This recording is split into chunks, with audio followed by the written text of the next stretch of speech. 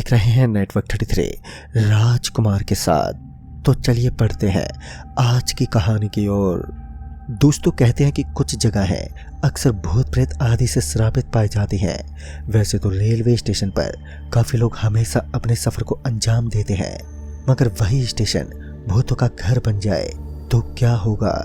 आइए जानते हैं इस कहानी में। सुमित, जो कि बूंदी का निवासी है, सुमित आज भी जब उस मनोज रात के बारे में सोचता है तो उसका शरीर बुरी तरह से कांप उठता है। सुमित एक रेलवे स्टेशन पर प्राइवेट जॉब करता था। वहां उसे सिग्नल देने के साथ साथ पूरे स्टेशन पर नजर रखनी पड़ती, मगर पिछले 2 दिनों से सुमित के साथ कुछ अजीब सा हो रहा था। जब वो स्टेशन पर सिग्नल का बटन दबाता तो वह अपने आप ही ऑन हो जाता। पहले तो सुमित को लगा कि शायद यह उस मशीन की छोटी मोटी खराबी हो सकती है, जिस वजह से सुमित ने उस पर कुछ खास ध्यान नहीं दिया। फिर शनिवार की रात जब सुमित स्टेशन पर काम कर रहा था तो उस वक्त सुमित के साथ साथ कुछ और लोग भी स्टेशन पर मौजूद थे। उनके बीच इस स्टेशन को लेकर काफ़ी अजीब अजीब बातें चल रही थी। उनका मानना था कि यह स्टेशन प्रेतों से घिर चुका है। सुमित कहाँ इन बातों पर यकीन करने वाला था। वो अभी स्टेशन के बाहरी तरफ घूम ही रहा था कि सुमित की निगाहें लाल कपड़ों वाली औरत पर पड़ी। सुमित को वो औरत पटरियों के बीचों बीच खड़ी नजर आ रही थी और कुछ देर के बाद ही ट्रेन भी प्लेटफार्म पर पहुंचने वाली थी। लिहाजा सुमित जल्दी से ट्रैक के पास पहुंचा और उसको आवाज देते हुए बोला, अरे अरे हट जाओ यहाँ से, मरना है क्या? पता नहीं कब ट्रेन आ जाए।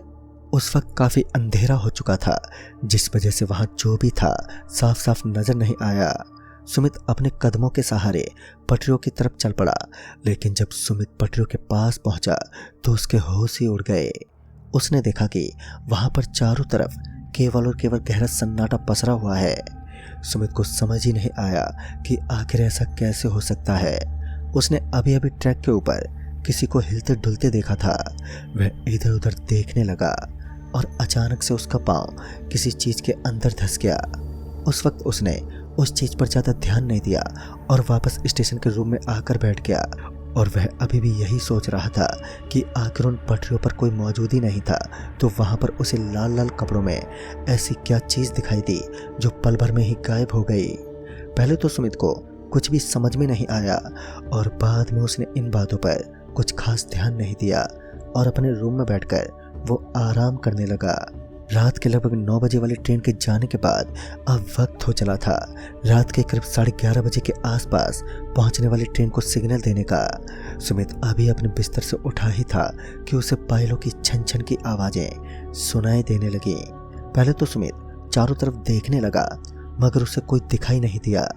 फिर वह अपने काम पर ध्यान केंद्रित करने लगा, लेकिन पता नहीं क्यों आज उसे काफी अजीब लग रहा था, मानो उसके साथ कुछ गलत होने वाला है। सुमित अपने काम में जुट गया, लेकिन इस बार तो हद ही हो गई। सुमित ने जैसे ही अपना हाथ सिग्नल देने वाले बटन की तरफ घुमाया तो उसे जोर का करंट लगा। सुमित लड़खड़ाते हुए जमीन पर गिर पड़ा, मगर ट्रेन को सिग्नल मिल चुका था और ट्रेन अपनी स्पीड के साथ हॉर्न देती हुई पटरियों पर दौड़ रही थी। तभी सुमित ने देखा कि एक औरत ट्रेन से चिपककर उसके ऊपर चढ़ने लगी। उस घनघोर अंधेरे के अंदर भी वह साफ साफ दिखाई दे रही थी।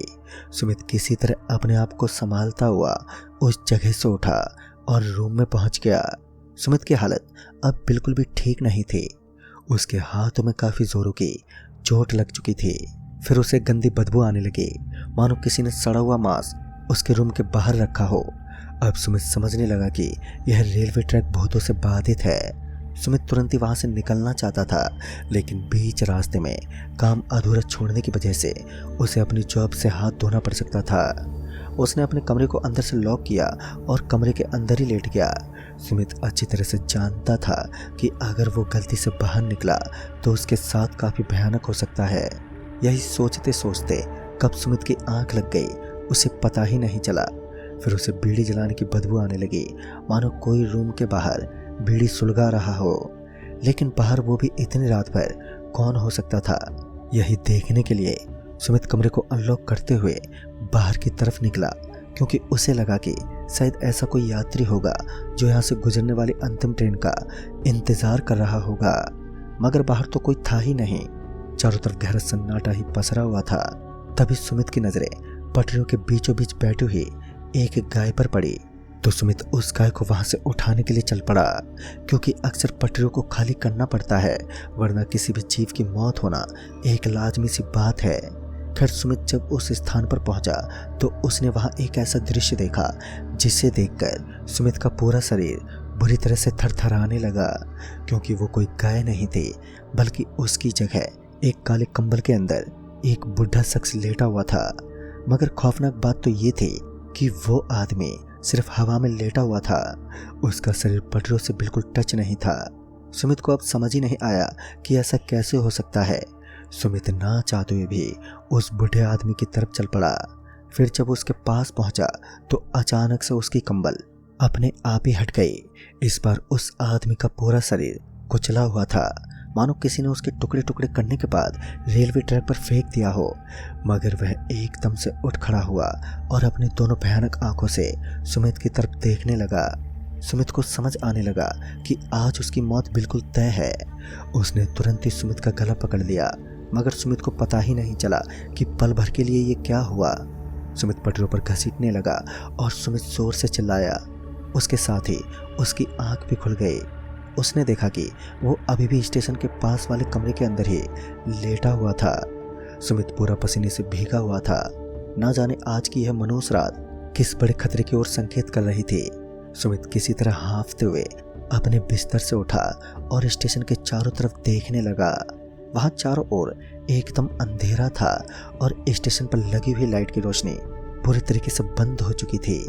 स्टेशन पूरा एकदम खामोशी में डूबा हुआ था और जब उसने कमरे में लाइट की तरफ देखा तो उसे पता चला कि अब लाइट जा चुकी थी। उसने बाहर की तरफ निकलना बिल्कुल भी ठीक नहीं समझा और वह उस कमरे के अंदर ही बैठा रहा। थोड़ी देर के बाद जब लाइट लौटी तो थोड़ी बहुत रोशनी फैली, लेकिन अब भी सुमित की हिम्मत नहीं हो रही थी कि वह इस स्टेशन से बाहर निकलकर चारों तरफ का माहौल देख सके। उसके अंदर अब भी डर भरा हुआ था और तभी दरवाजा खटखटाने की आवाज से मानो सुमित के शरीर के अंदर एक तेज बिजली सी रौंद गई और तभी एक आवाज आई, अरे भाई साहब बाहर निकलिए जरा, हमें आपसे कुछ जरूरी बातें करनी है। सुमित इस आवाज को सुनकर थोड़ा शांत हुआ। सुमित ना चाहते हुए भी उस दरवाजे की ओर बढ़ा और फिर बाहर निकला तो उसकी आंखें फटी की फटी रह गईं, मानो उसके पैरों के नीचे से जमीन खिसक गई हो। उसने देखा कि वहां चारों तरफ जोरदार सन्नाटा पसरा हुआ था। ना ही कोई आदमी नजर आ रहा था और ना ही दूर दूर तक कोई परिंदा। लेकिन ऐसा कैसे हो सकता था? सुमित को अभी अभी किसी आदमी की आवाज आई थी। सुमित अपने रूम से थोड़ा दूर आकर चारों तरफ देखने लगा, लेकिन हैरानी तो इस बात की थी कि वहां पर कोई भी मौजूद नहीं था। तभी सुमित को कुछ आवाजें सुनाई देने लगी, लेकिन ये आवाजें सुमित से बिल्कुल दक्षिण दिशा की तरफ आ रही थी।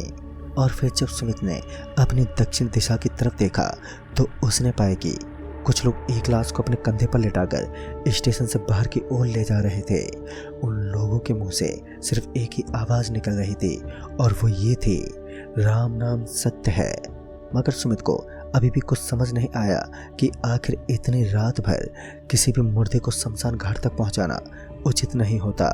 फिर ये लोग इस लाश को इतनी रात को शमशान घाट की तरफ क्यों लेकर जा रहे थे? इस बात का अंदाजा सुमित को बिल्कुल भी नहीं था।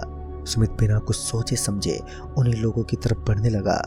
वो नहीं जानता था कि वो इस वक्त किस खतरे से मुलाकात करने जा रहा है। वह बिना सोचे समझे उन्हीं की तरफ बढ़ने लगा और उन्हें टोकते हुए बोल पड़ा, अरे भाई इतनी रात को ये क्या लगा रखा है? क्योंकि सुमित को उन पर शक था कि कहीं वह कोई चोर या डाकू तो नहीं है, क्योंकि उस इलाके में चारों तरफ कहीं भी शमशान घाट का कोई भी नामो निशान तक नहीं था। मगर जैसे ही सुमित ने उन लोगों को ऐसी बात कही कि उन लोगों ने पीछे पलटकर सुमित की तरफ देखा तो उस वक्त सुमित का पूरा शरीर एकदम सुन्न पड़ गया। सुमित का गला अब सूखने लगा। वह डर के मारे बेहाल हो चुका था। सुमित की इतनी भी हिम्मत नहीं थी कि वह उस कमरे की तरफ भाग सके और देखते ही देखते उस बिस्तर पर लेटा हुआ मुर्दा अचानक से उठ खड़ा हुआ और सभी के सभी एक साथ सुमित की ओर अपने कदम बढ़ाने लगे। अब तो उन सभी का शरीर बहुत ही डरावना लग रहा था और तभी ट्रेन की लाइट सीधे उनके चेहरों पर पड़ी, जिस वजह से शायद वो लोग वहां से गायब हो गए। लेकिन जब सुमित पीछे मुड़ा तो वहां पर कोई ट्रेन ही नहीं थी, बल्कि लाल कपड़ों में लिपटी हुई एक औरत पटरियों के बीचों बीच खड़ी थी, जिसके अंदर से रोशनी निकल रही थी। फिर कुछ देर के बाद ही वो औरत भी वहां से गायब हो गई। सुमित किसी पत्थर की मूर्ति की भांति जमसा गया था। थोड़ी देर के बाद जब सुमित को ट्रेन आती हुई नजर आई तो वह जल्दी से भागता हुआ अपने कमरे के पास पहुंच गया और फिर सिग्नल देने का काम करने लगा। और फिर उसके दूसरे दिन के बाद ही सुमित ने इस काम को अलविदा कह दिया। लेकिन दोस्तों, आज भी सुमित को समझ में नहीं आया कि आखिर वो लाल कपड़ों वाली औरत कौन थी जिसने सुमित की जान बचाई। मगर उस दिन सुमित किसी तरह अपनी जान बचाने में सक्षम रहा। तो दोस्तों, इस कहानी में बस इतना ही। कहानी आपको पसंद आई हो तो लाइक शेयर जरूर करें और साथ ही हमें कमेंट बॉक्स में ज़रूर बताएं। तो मैं आपका दोस्त राजकुमार जल्दी ही मिलूंगा ऐसी ही एक और नई कहानी के साथ। तब तक के लिए बाय एंड टेक केयर।